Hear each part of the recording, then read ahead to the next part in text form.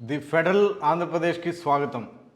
నారా చంద్రబాబు నాయుడు, పవన్ కళ్యాణ్ మధ్య ఎంతో అవినాభావ సంబంధం కొనసాగుతూ వస్తూ ఉంది. ఎలక్షన్ ముందు నుంచి కూడా వాళ్ళిద్దరి మధ్య మంచి బాండ్ ఏర్పడింది.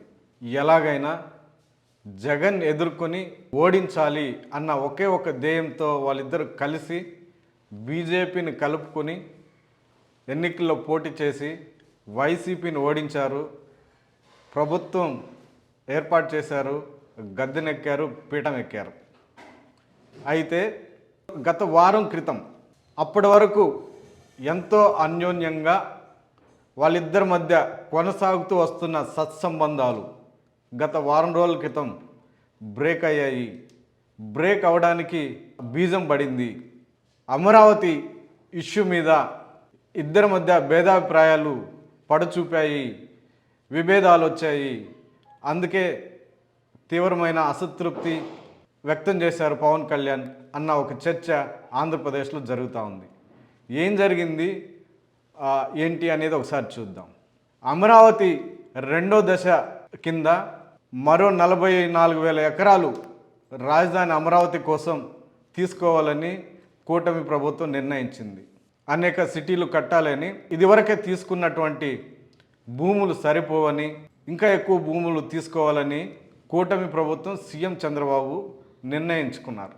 అయితే ఈ విషయం తనతో చర్చించలేదని, తన పార్టీ నాయకులతో చర్చించలేదని తీవ్ర స్థాయిలో పవన్ కళ్యాణ్ టీడీపీ మీద, సీఎం చంద్రబాబు మీద తీవ్ర స్థాయిలో అసంతృప్తి, అసహనం వ్యక్తం చేశారు.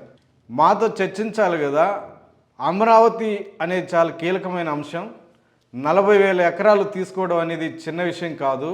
ఇంతటి కీలకమైన విషయం మాతో చర్చించకుండా ఏకపక్షంగా ఎలా తీసుకుంటారు? మరోవైపు అక్కడ భూములు ఇవ్వడానికి రాజధాని రైతులు తీవ్రంగా వ్యతిరేకిస్తున్నారు. ఈ నేపథ్యంలో మళ్ళా భూములు తీసుకోవాలనే ఆలోచన మంచిది కాదు. ఇలాంటి కీలకమైన అంశం మాతో ఎందుకు చర్చించలేదు? మాతో చర్చించి ఉంటే ఈ విషయాలు బయటికి పొక్కేవి కదా అన్న తీవ్ర అసంతృప్తి, తీవ్ర అసహనం సీఎం చంద్రబాబు మీద వ్యక్తం చేశారు. వెంటనే ఎప్పుడూ సానుకూలమైనటువంటి స్పందన, పొగడ్తలతో సీఎం చంద్రబాబుని పొగుడుతూ వస్తున్న పవన్ కళ్యాణ్ నుంచి ఈ రకమైన నెగిటివ్ వ్యతిరేకత వస్తుందని ఎక్స్పెక్ట్ చేయని చంద్రబాబు ఒక్కసారిగా షాక్ గురయ్యాడు. ఈ క్రమంలో మంత్రి నారా లోకేష్ ఇంటర్ఫియర్ అయ్యి దానిని ఇద్దరి మధ్య సయోధ్య కుదిర్చేందుకు ప్రయత్నం చేశారు. ఆ విషయం అంత సీరియస్గా తీసుకోవాల్సిన అవసరం లేదు. కూటమి ప్రభుత్వం, టీడీపీ, చంద్రబాబు గారు అందరూ దీనికి మీరు చెప్పిన దానికి అనుకూలంగానే ఉంటారు, వ్యతిరేకంగా ఏమి పోము అని తీవ్ర ఆగ్రహంలో ఉన్నటువంటి పవన్ కళ్యాణ్ కోపాన్ని, ఆగ్రహాన్ని తగ్గించే ప్రయత్నం చేశారు. ఈ గత వారం రోజులుగా ఆంధ్రప్రదేశ్లో పెద్ద ఎత్తున చర్చగా మారింది. ఇది కాసేపు పక్కన పెడితే, ప్రస్తుతం ఆంధ్రప్రదేశ్లో మరో హాట్ టాపిక్, పెద్ద చర్చ కరేడు భూములు. కరేడు భూములు ఎలాగైనా తీసుకోవాలి, రైతుల నుంచి లాక్కోవాలి, వ్యాపారస్తులకి, పారిశ్రామికవేత్తలకి ఇవ్వాలి అన్న కఠినమైన నిర్ణయానికి కూటమి ప్రభుత్వం, సీఎం చంద్రబాబు వచ్చాడు.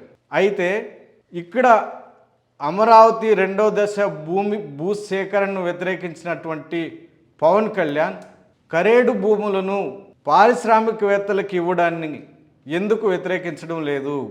అక్కడ కూడా పెద్ద ఎత్తున రైతులు ఆందోళన చేస్తున్నారు. భూములు ఇవ్వం, ప్రాణాలైన ఇస్తాం కానీ మా భూములు ఇవ్వమని తెగేసి చెప్తున్నారు. ఈ గోడు పవన్ కళ్యాణ్కి కనిపించడం లేదా, వినిపించడం లేదా? ఎందుకు స్పందించడం లేదు? అమరావతి భూములు వద్దన్న, తీసుకోవద్దు, వ్యతిరేకత వస్తుంది అని చెప్పిన పవన్ కళ్యాణ్ కరేడు భూముల మీద ఎందుకు స్పందించడం లేదు అనేది కూడా పెద్ద చర్చగా నడుస్తుంది ఆంధ్రప్రదేశ్లో. ఇది ఇలా ఉంచితే, గతంలో 5 ఏళ్ళు కాదు, మరో 20 ఏళ్ల పాటు అనుభవజ్ఞుడైనటువంటి చంద్రబాబు నాయుడు, విజనరీ నాయకుడైనటువంటి చంద్రబాబు నాయుడు పాలన ఉంటేనే ఆంధ్రప్రదేశ్లో అభివృద్ధి చెందుతుంది, ప్రపంచ స్థాయికి ఆంధ్రప్రదేశ్ చేరుకుంటుంది. దీనికి మేము టీడీపీతోటే ఎప్పుడు కలిసే ఉంటాము, కూటమిగానే ఉంటాము, ఎట్టి పరిస్థితుల్లో విడిపోము అని చెప్పుకుంటూ వస్తున్న పవన్ కళ్యాణ్ మధ్యలో చంద్రబాబుకి, నారా లోకేష్కి, టీడీపీ నాయకులకి జలక్ ఇస్తూ వస్తున్నారు. ఒక పక్క జనసేన శ్రేణులకు, జనసేన ఎమ్మెల్యేలకు, జనసేన మంత్రులకు కూటమి ప్రభుత్వంలో మంచి ప్లేస్ ఇవ్వడం లేదు, వాళ్ళ మాట తీసుకోవడం లేదు. గ్రాస్ రూట్ లెవెల్లో, క్షేత్రస్థాయిలో జనసేన శ్రేణులను పట్టించుకోవడం లేదు అన్న విమర్శలు కూడా ఉన్న నేపథ్యంలో వీటినన్నిటినీ మైండ్లో పెట్టుకొని పవన్ కళ్యాణ్ ఈ విధమైన అసంతృప్తి, అసహనం వ్యక్తం చేశారా అన్న చర్చ కూడా ఆంధ్రప్రదేశ్లో ఉంది. మరోవైపు సీఎం చంద్రబాబుకి, అమరావతికి పవన్ కళ్యాణ్ ద్వారా బ్రేకులు వేయించాలి అని కేంద్ర ప్రభుత్వంలో ఉన్నటువంటి బీజేపీ పెద్దలు కూడా ఆ మేరకు సూచనలు, సలహాలు పవన్ కళ్యాణ్కి ఇస్తున్నారు అన్న చర్చ కూడా ఆంధ్రప్రదేశ్లో ఉంది.